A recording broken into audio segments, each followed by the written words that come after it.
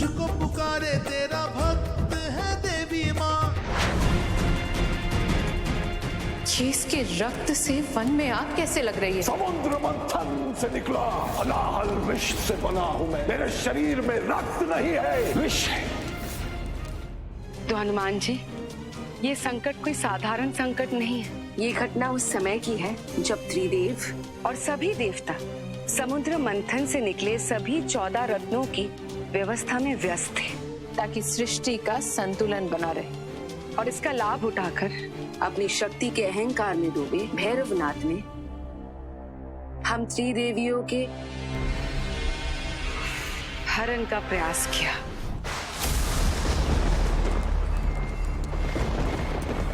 जितना तुम मुझ पर प्रहार करोगी उतना ही संसार का नाश होगा।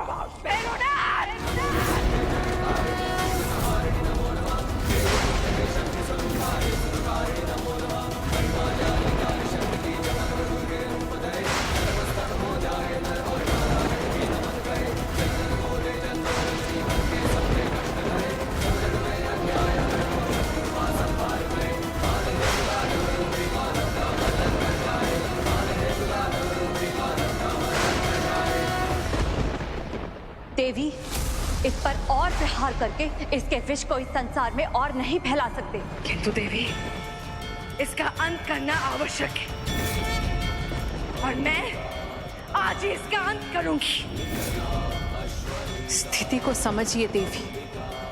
जिस हलाहल वृक्ष को महादेव को अपने कंठ में धारण करना पड़ा था, उससे बने भैरवनाथ का हम अंत नहीं कर सकते हैं। हमें अभी किसी सुरक्षित स्थान पर जाना ही होगा।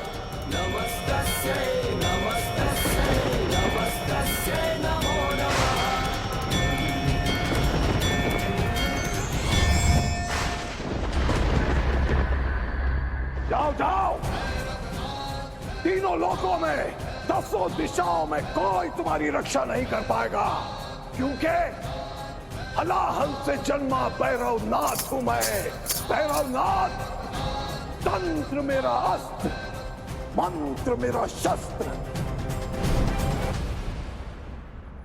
हनुमान जी, संसार में बस एक ही ऐसा स्थान था जहां हम 3 देवियां भैरवनाथ से छुप सकती थी, और इसीलिए भैरवनाथ से बचने के लिए हम 3 देवियों ने इस त्रिकुट पर्वत पर शरण ली।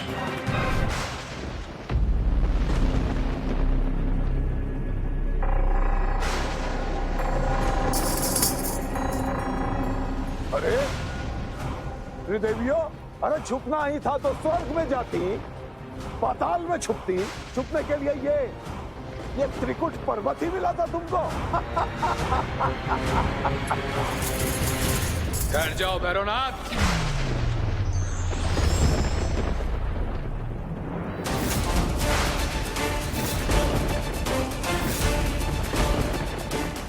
क्या कहा तूने? नाथों के नाथ भैरवनाथ रुक जाएं? मेरे इस पर्वत पे मेरी इच्छा के विरुद्ध कोई भी प्रवेश नहीं कर सकता। तो जिसे संसार में त्रिदेव भी नहीं रोक सके, उसे तुम रोकोगे त्रिकुट?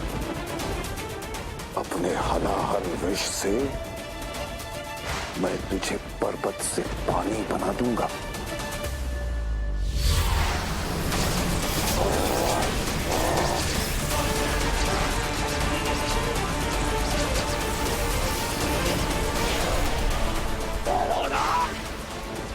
मैं चाहे मिट जाऊं या जलकर भस्म हो जाऊं, मैं तुम्हें आगे आने का मार्ग नहीं दूंगा। माताओं की रक्षा करना मेरे जीवन से बढ़कर है।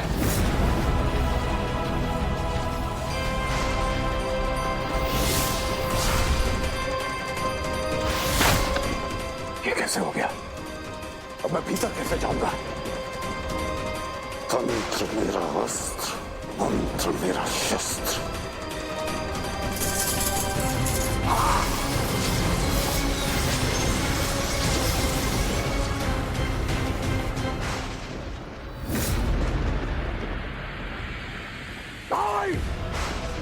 भैरवनाथ को कोई नहीं रोक सकता, कोई नहीं।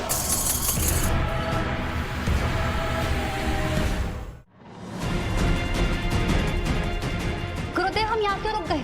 ज्योति का प्रकाश तो यहाँ 2 गांव दूर से आ रहा था। तुम्हें तो केवल वो ज्योत का प्रकाश दिखाई दे रहा है, किंतु हमें वो ज्योत जलाने वाली दिखाई दे रही है। जय हनुमान। हनुमान जी, भैरवनाथ ने तो बहुत प्रयास किया, किंतु इस त्रिकुट पर्वत ने उन्हें किसी भी प्रकार से यहाँ प्रवेश करने नहीं दिया। और तब त्रिकुट पर्वत के साहस और भक्ति से प्रसन्न होकर हमने उन्हें यह वरदान दिया। हे त्रिकुट पर्वत, अपना जीवन संकट में डालकर हमारी रक्षा की। हम आप पर अत्यंत प्रसन्न हैं। तो कहिए, क्या वर चाहिए आपको? माताएं, पर्वत का जीवन तो पाषाण का जीवन है। मैंने अपने जीवन में कभी भी वात्सल्य और ममता का अनुभव नहीं किया है। इसलिए मैं चाहता हूं कि आप तीनों मेरी माता बनकर पाषाण रूप में मेरे इस पर्वत पर वास करें।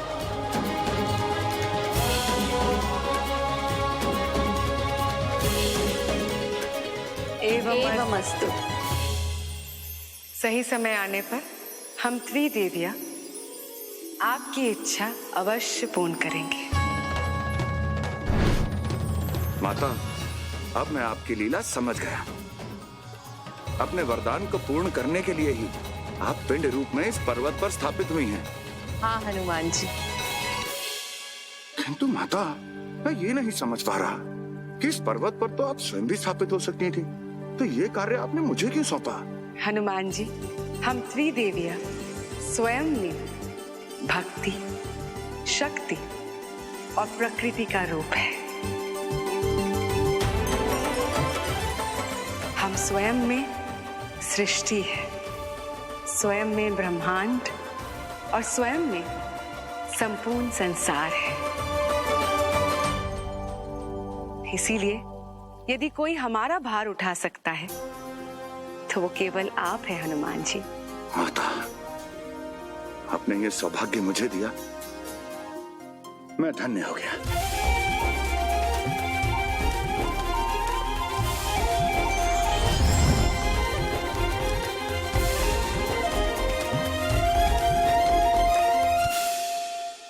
भैरवनाथ, सतयुग से तुम जो अधर्म करते आए, अब समय आ गया है उसके अंत का। अब मैं तुम्हें और अनर्थ नहीं करने दूंगा, किंतु सबसे पहले मुझे उस कन्या को ढूंढना होगा। जय श्री राम। आइए माता, आइए ना। माता, ये है मेरा श्रापित घर। हो सकता है आपके चरण पड़ने से इस घर के भाग्य बदल जाए।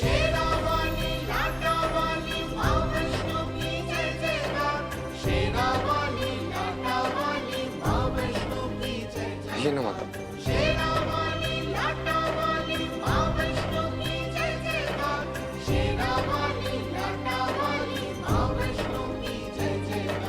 सारे जग में सबसे प्यारा माँ वैष्णो का है दरबार।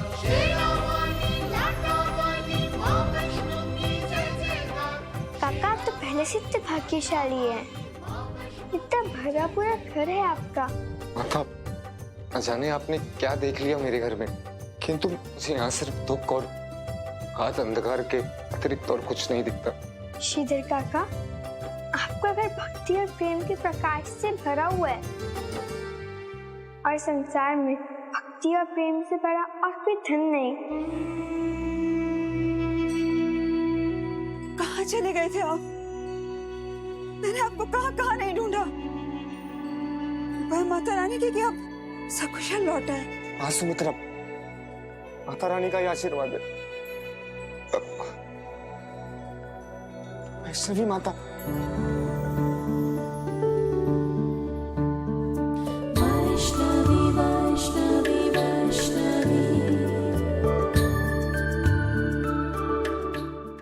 ये वही ज्योत है ना जिसे जलाकर तुम लोगों के हृदय में भक्ति के दिए जलाती हो, किंतु आज ये ज्योत भी बुझेगी और तुम्हारे जीवन का अंत भी होगा।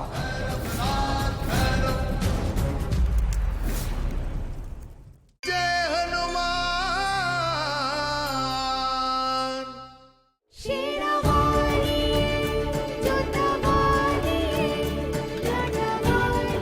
वैष्णवी माता,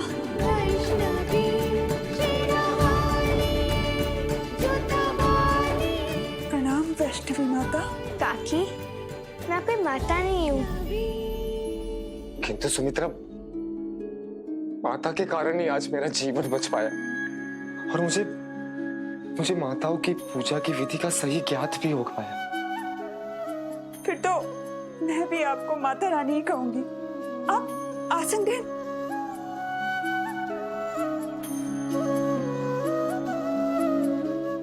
मैं आपको कहाँ बिठाऊं? हमारे घर में तो आसन भी नहीं है। काकी, स्थान तो हृदय में होना चाहिए, और आप लोगों ने मुझे इतना ऊंचा स्थान दिया अपने हृदय में, उतना कोई नहीं दे सकता। माता बस ऐसी ही बातें करके सबका हृदय जीत लेती है।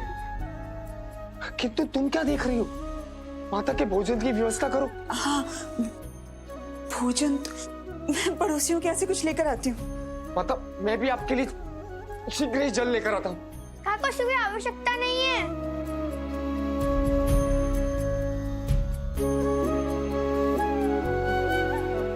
काका, इतने दुख और कष्ट में भी आप दोनों के अंदर कितना प्रेम, भक्ति और श्रद्धा है। इसका फल तो आप लोगों को मिलना ही चाहिए।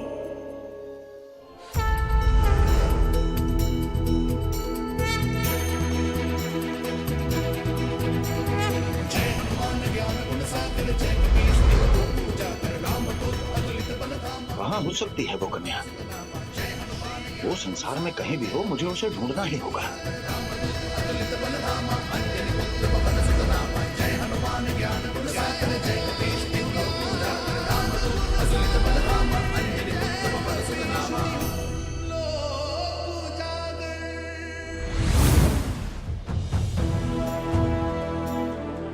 ऐसे तो बहुत देर हो जाएगी, और यदि वो भैरवनाथ मुझसे पहले उस कन्या तक पहुंच गया तो अनर्थ हो जाएगा। वो कन्या कोई साधारण कन्या नहीं, दिव्य रूप है उसका, और उसकी यही दिव्यता मुझे उस तक पहुंचने में सहायक होगी।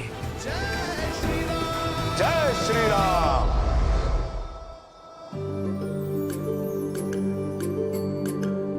जय वैष्णो देवी अम्बे मां, जय नव दुर्गे जगदम्बे मां, शेरावाली दुर्गे। हे ज्योत, इतने प्रेम और भक्ति से भरे घर में अंधेरा क्यों है?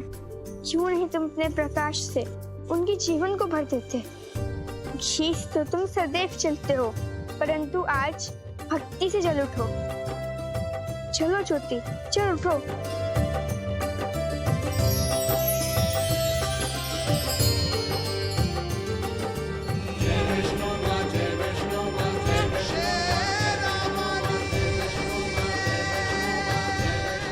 ज्योत, आपने केवल काकाशी तरह के घर को प्रकाशित ही नहीं किया, अपितु उससे धन धान्य और सुख संपत्ति से भर दिया। आपका कोटि कोटि धन्यवाद।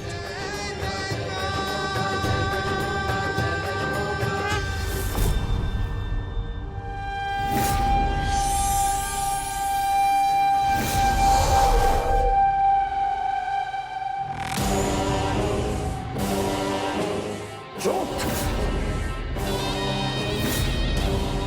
वैष्णवी की ज्योत।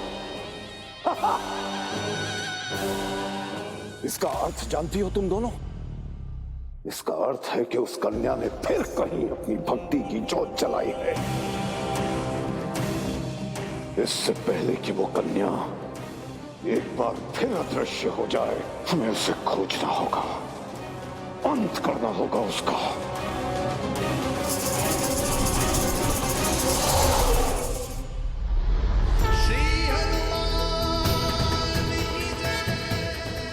वहां से ये दिव्य प्रकाश कैसा? अवश्य ही वो कन्या इसी गांव में है। मुझे उस भैरवनाथ से पूर्व उस कन्या तक पहुंचना होगा। जय श्री राम। शीघ्रता करो सुमित्रा, माता वैष्णवी हमारी प्रतीक्षा कर रही होंगी और ऐसा बना हो कि कहीं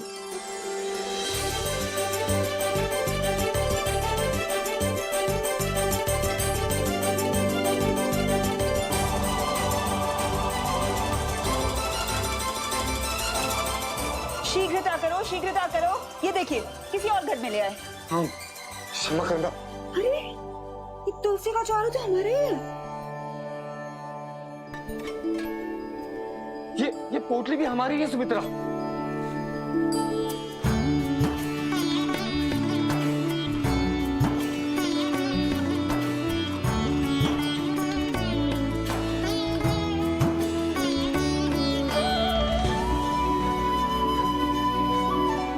इसका अर्थ ये हुआ ये हमारा ही घर है, परंतु मुझे समझ ये नहीं आ रहा कि जिस घर में अभाव का इतना अंधकार था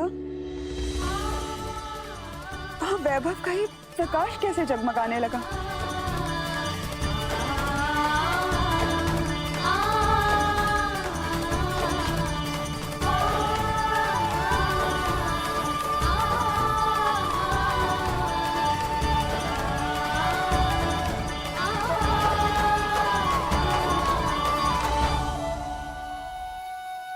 माता की ज्योत,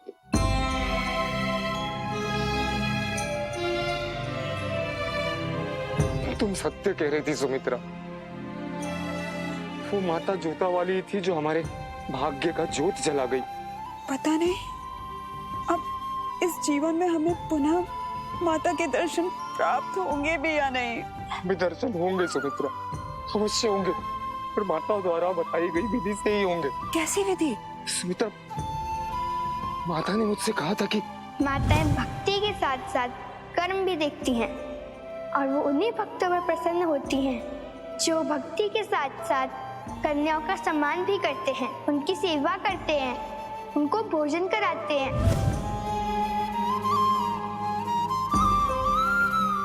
9 दिनों तक माता की अखंड पूजा, कन्या पूजन और जगराता हम सब करेंगे।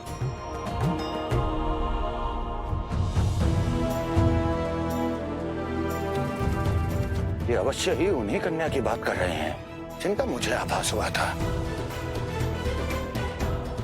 मुझे भैरवनाथ से पूर्व उन्हें ढूंढना ही होगा। यहां से अधिक दूर नहीं गई होंगी। जय श्री राम। राम राम राम राम राम राघवम, राम राम राम राम राम राघवम, राम राम राम राम राम राघवम, राम राम राम राम राम, कितनी भक्ति है इन दो अक्षरों में, जैसे कि वह एक नाम में सारा संसार रमा हो। जय श्री राम राम रामेश्वरम, राम राम राम राम राम राघव। इन कन्याओं की भक्ति को देखकर ऐसा लग रहा है जैसे मेरा भी कोई संबंध है प्रभु श्री राम की भक्ति से। भक्ति भाव के इस उत्सव में मुझे भी सम्मिलित होना चाहिए। क्षमा कीजिए।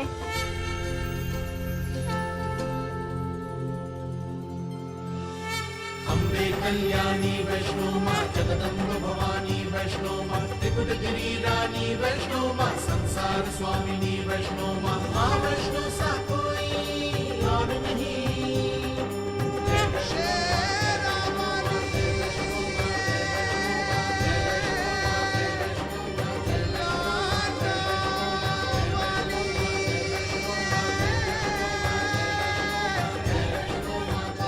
आप लोगों की भक्ति देखकर मुझसे रहा नहीं गया। इसमें क्षमा मांगने की कोई जरूरत नहीं। आइए आप भी हमारे साथ भक्ति कीजिए। किंतु आप हैं कौन? मैं वैष्णवी हूँ। आप कौन से गांव से हैं? कटरा गांव में तो आपको कभी नहीं देखा। भक्ति ही मेरा गांव है और जहाँ भक्ति होती है मैं वहीं रुक जाती हूँ। ये तो बहुत ही अच्छी बात है। हमारी माता ने कहा है प्रभु श्री राम की भक्ति करने से उन जैसा ही पुरुषों में उत्तम पति प्राप्त होता है। मैं तो केवल इतना जानती हूँ कि भक्ति ही जीवन की गति है। क्या मैं भी आप लोगों के साथ प्रभु श्री राम की भक्ति कर सकती हूँ? हाँ, क्यों नहीं। आपकी भक्ति से हमें बहुत कुछ सीखने को मिलेगा।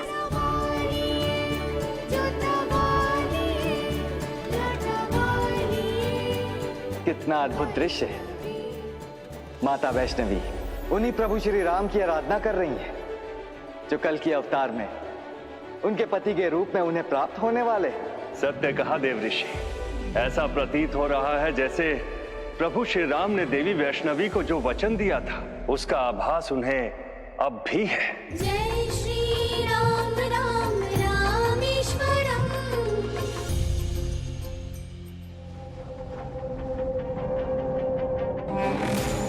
गुरुदेव, हम यहाँ क्यों रुक गए?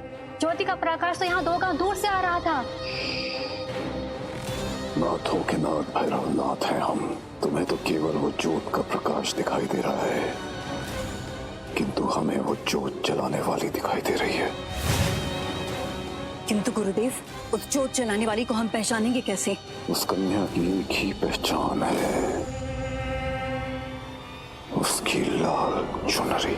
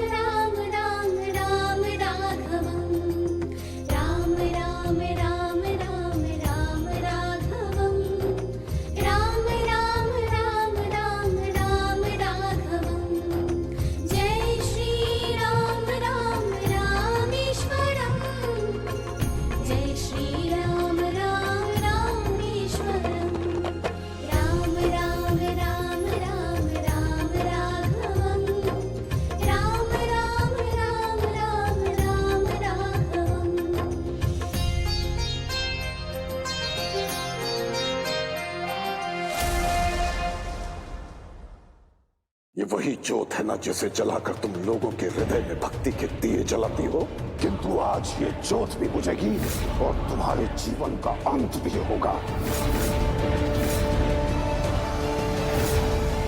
जय श्री राम। ये वही ज्योत है ना जिसे जलाकर तुम लोगों के हृदय में भक्ति के दिए जलाती हो, किंतु आज ये ज्योत भी बुझेगी और तुम्हारे जीवन का अंत भी होगा।